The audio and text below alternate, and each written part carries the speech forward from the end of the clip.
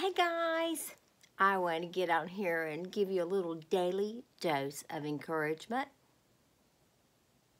When people are pointing fingers, when you point a finger at someone, how many fingers are pointing back at you? Think about it. If you're pointing at someone and getting after them, saying ugly things, or saying you, and just blame, how many fingers are pointing back at you? There's 3. Think about it. You're pointing, you got 3 going back.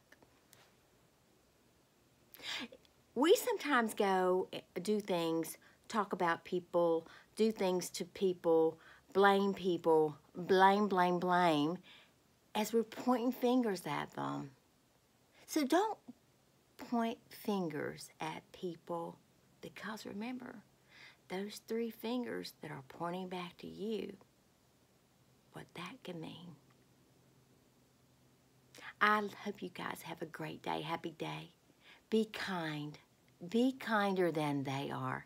Don't forget to give a smile. If you do, you might get one back. And I'm sending you a hug. I sure hope you feel it. I love you.